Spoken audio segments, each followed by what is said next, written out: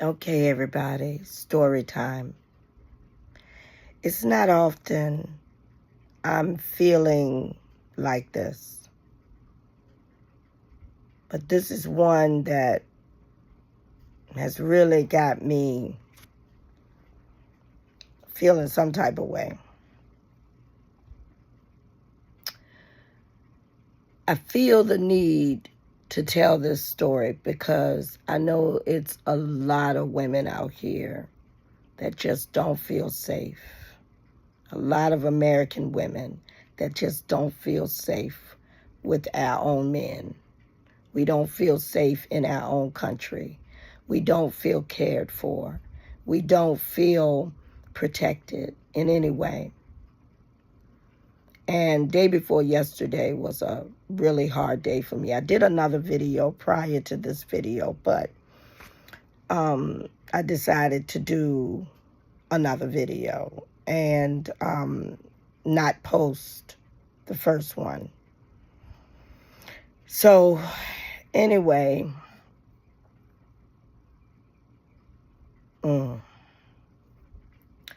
okay, so day before yesterday, I met with a previous client of mine.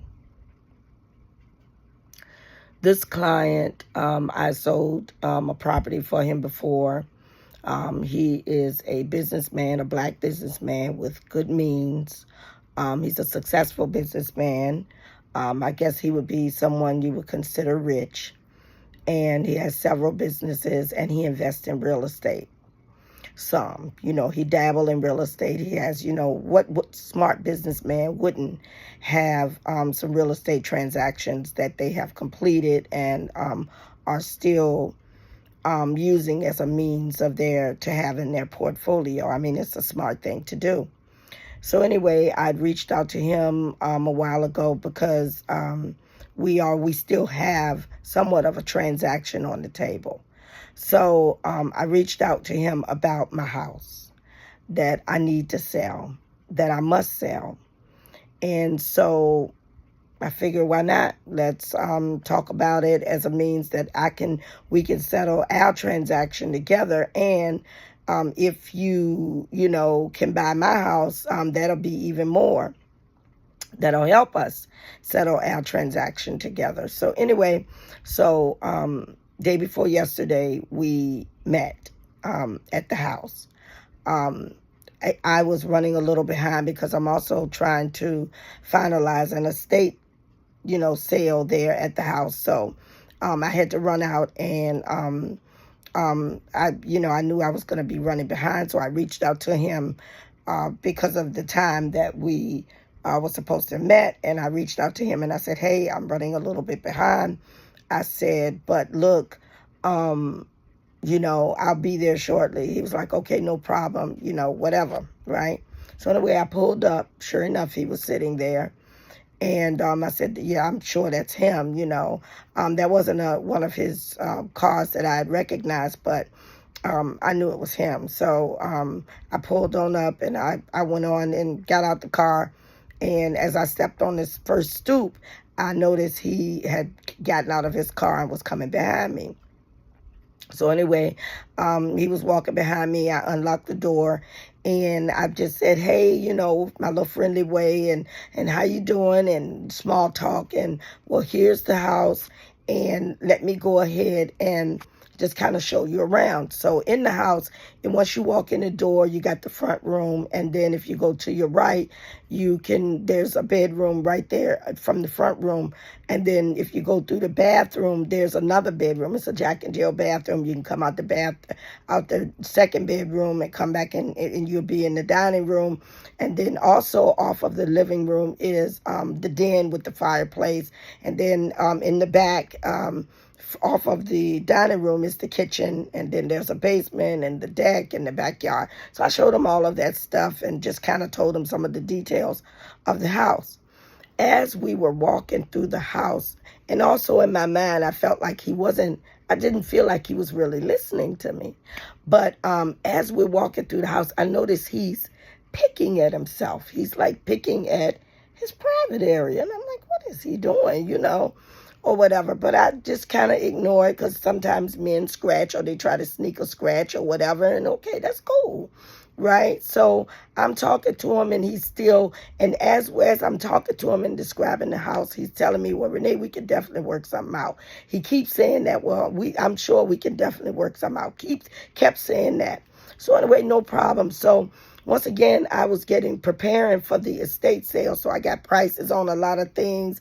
And I have the couch that's right by the door. So as soon as you walk in the door, there's the couch that I was sitting on to just kind of write my prices and just, I had the knife there. I had that was like my little station where I slid boxes and was able to price everything and do whatever knickknacks I needed to do. But you could stretch the door wide open and you can look right out the door as you're sitting in that particular spot. So I told him, I said, well, you just go ahead, look around the house, take your time. I'm fine with you looking around the house. Just go ahead and I'll be, working on the stuff that I got to work on for the estate sale. He was like, okay, Renee, that's no problem. So he was pacing back and forth and just kind of looking through the house. And I don't know, every bit of 15, 20 times, he went back through the rooms and the back deck and the kitchen and just kept pacing through the house and kind of still picking at himself a little bit as he was doing that. And I'm like, and I still wasn't feeling like he was listening to me as I was kind of explaining all the details to him. But he did keep saying, Renee, we can work something out. Renee, I'm sure we can work something out. I don't see a problem with us being able to work something out. Finally, y'all, once again, I'm sitting there in the chair right by the door stretched wide open, because I can look right out the door. I can almost touch the door and push the storm door open if I want to go out. I mean, that's how close I am to the door. So anyway, he comes over there and stands in the door where I am and just kind of looked out the door and was still saying, well, we could definitely work something out, Renee, as he's looking out the door. And just kept saying that anyway. So as I turned to him, as I turned to him, because I'm sitting, he's standing, as I turn, his private area, his crotch is right there. But y'all, his thing was sitting at attention. You heard me right. His thing was sitting at attention.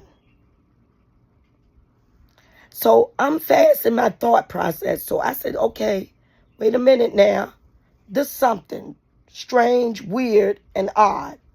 So I'm like, and he kept on kind of picking at it and kept saying, Renee, we could definitely work something out. I don't see why we wouldn't be able to work something out. We could definitely work something out. And I'm thinking, don't you know your stuff is what it is? But no problem. I'm thinking fast. I'm trying to think on my feet, but I'm not on my feet. But I do know that I got this box cutter right beside me. So I begin to grip that because you're weird. You're acting very strange and very weird. And I'm going to need to do whatever I got to do to protect me. So then, y'all, he goes over and sits in the chair because I had a chair over there. He sits across from me. Then he says to me, oh, Renee, you ain't got nobody with that, fat ass. I said, what? You don't have no man with your man at with that fat ass. I said, I'm thinking quick, right? I said, I'm not thinking about nothing like that right now. I said, you can see, I got a whole lot going on. I got things I got to do. That's why I'm trying to sell this house, and do what I need to do. I'm trying to talk my way because I'm trying to think and see where he coming from with this, right? But I already know because I could see as he was standing in front of me, and he knew that I could see what he was doing and what he was up to as he was standing in front of me, right? So I'm like, I got to think my way out of this because I don't really know what's going to happen. So I'm gripping that box cutter, that knife, and I'm thinking, you come on. You come on, sucker. And I'm telling you, your mama going to be crying slowly. Your mama going to be walking slowly behind you, or we both going down today. You understand me? So I'm listening to him, and so then he asked me, after he asked me, did I have a man with that fat ass? Then once again, I play that off. And then he goes, well, stand up for me, Renee. I said, I'm not standing up for you. I'm not doing that. I'm not her. I will not be standing up. Oh, come on, Renee, stand up for me and pull your pants down and pull your pants down. Stand up for me, let me see that fat ass and pull your pants down. I said, I'm not doing that. I'm not doing that. And I'm trying not to say anything that will provoke him or make him, because I already know you were standing up at that door and looking out that door for a reason. You might have been trying to plan whatever you were going to do, because people were outside on that porch. You could hear somebody outside on that porch talking. So I don't know what he was doing when he was looking out that door, but he was strategizing, I believe. Just like as he was walking through the house, he was strategizing, trying to figure out what he was going to do, how he was going to do it, where he was going to do it. Thank God I didn't stay in any of the rooms with him long enough. I showed him the room, boom. I showed him the bathroom, boom. I showed him the bedroom, other bedroom, boom. Down the room, boom. Then, boom. I let him go down in the basement by himself, boom. He went on the back porch, boom. I didn't stay close to him because I never do that anyway, even though truly and honestly, I trusted this guy. I didn't have any reason not to, because I've done business with this man before. So I'm thinking, I'm safe. I'm safe. So as I said to him, I'm not standing up. I'm not turning around. I'm not letting you see my ass. I'm not going to pull my pants down. I'm not going to do any of that stuff after I said those things. So he sat there for a while, almost like he was pondering a little bit more. Then he finally got up. And as he got up to come towards me, because he got to pass me to go to the door, as he got up, he went to the door. I'm watching him like a hawk. He went to the door. I'm gripping the knife, hands sweating. He went to the door. He stood at the door. He didn't even look at me. And he said, Renee, he said, well, I'll think about it and I'll give you a call and I'll let you know. And then he left.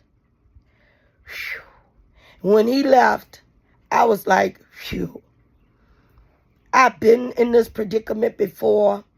If you look down in my timeline, where I posted a video about, because I'm a real estate agent, I posted the video about the time when I had the first, when I first had my first listing, and the man kept calling me, white man, kept calling me, saying he wanted to buy the house, he wanted to pay for the house in cash, and and I scheduled that Friday. I was still working on my job, and I scheduled it with him that Friday, but something told me, my intuition told me, call Tony, which was my ex-husband, because we're good friends, we're fine. Call Tony and see if he'll ride with you. I called Tony. Sure enough, he rode with me. He rode with me to show the man the house. We pulled up. It was a powder blue Taurus parked. It was a white man in it. I knew who it was. I knew it was the man I've been talking to, waiting for me. So I said, Tony, that must be him. So the man was sitting in the car. I said, let's get out, Tony. Let's go in the house, turn on the lights, open the window, open the blinds, and let's do all of that and get the house ready, because he'll probably come on in. And then if he doesn't come in, I'll just call and tell him, I'll just go to the door and tell him, come on in. Y'all, when I went to the door to tell the man to come on in, that man was gone. I texted him, I called him. He never answered me before. 2 weeks later, a real estate agent was killed. This brings me to the point, I appreciate, and I'm so grateful for God's protection. I'm so grateful for that. I'm so grateful for the obvious angels that are around me. But it also makes me think about you all. It makes me think, when I say you all, I'm talking about women. It makes me think about other women that's out here, not just real estate agents, that trust men and that believe we can trust men and we can trust you to care for us. We can trust you not to hurt us and not to harm us and not to do things that are undeserving to us. We feel like we want to be able to trust you. And the unfortunate thing that American women are dealing with is sad. And I'm not saying only American women. I'm just talking about American women because I'm in America.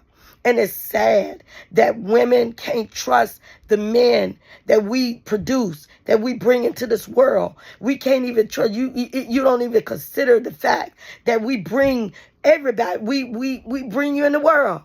And yet we got to worry about you doing something to us, to harm us, to hurt us. And it's sad. It's heartbreaking. And I just want to tell women, please be careful. Please be vigilant. Please watch yourself. If your mind, if something hit your intuition, trust it. And make another decision. If you're feeling weird and strange, trust it and make another decision.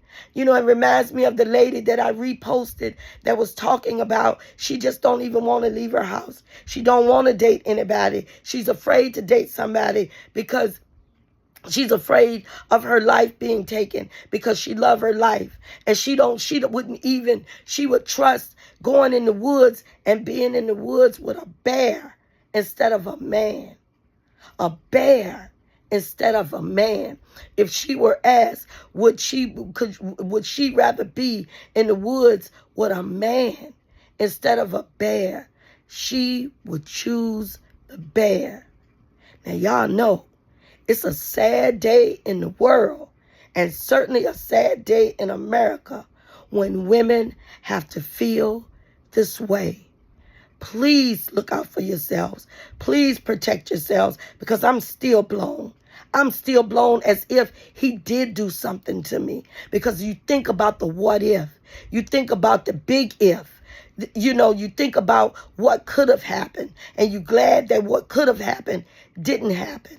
But ladies, just be careful and just protect yourselves. Take care of yourselves and just know, that God got you. But at the same time, baby, you just got to have yourself. But it's sad when a woman is willing to choose a bear, if she were in the woods, to choose a bear over a man. Have an amazing day.